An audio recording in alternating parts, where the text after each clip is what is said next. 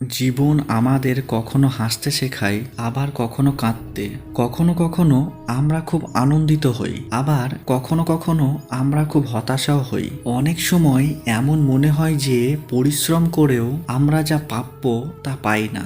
এমন হয় যে গন্তব্য মাত্র এক ধাপ দূরে, কিন্তু আমরা তার আগেই হাল ছেড়ে দিই। এই পরিস্থিতিতে অনুপ্রাণিত থাকা, সাহস বজায় রাখা এবং হাল ছেড়ে না দেওয়া খুব গুরুত্বপূর্ণ।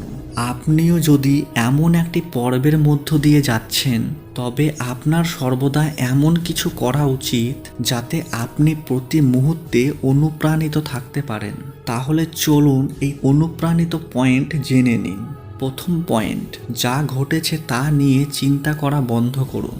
নতুন কিছু ভাবুন, নতুন কিছু করুন এবং এগিয়ে যান।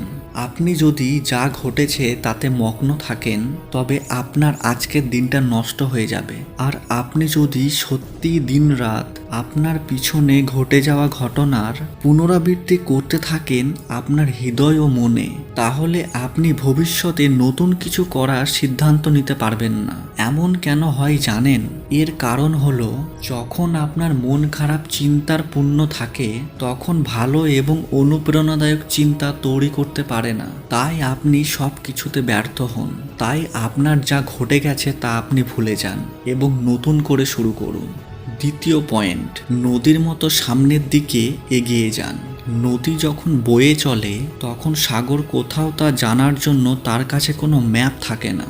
নদী ম্যাপ ছাড়াই সাগরে পৌঁছে যায়, কারণ নদী সামনের দিকে এগিয়ে যেতে থাকে। তাই আপনাকে সাফল্যে পৌঁছানোর জন্য আপনাকে নদীর মতো এগিয়ে যেতে হবে। আপনি যদি থেমে না থেকে ক্রমাগত অগ্রসর হতে থাকেন, তবে সাফল্য অবশ্যই আপনার কাছে ধরা দেবে। আপনি যদি এই দুটো পয়েন্ট মেনে চলেন, তাহলে আপনার জীবনে পরিবর্তন আসবে। আশা করি ভিডিওটা ভালো লেগেছে। যদি ভিডিওটা ভালো লেগে থাকে, তাহলে অবশ্যই একটা লাইক করে ভিডিওটা শেয়ার করে দেবেন।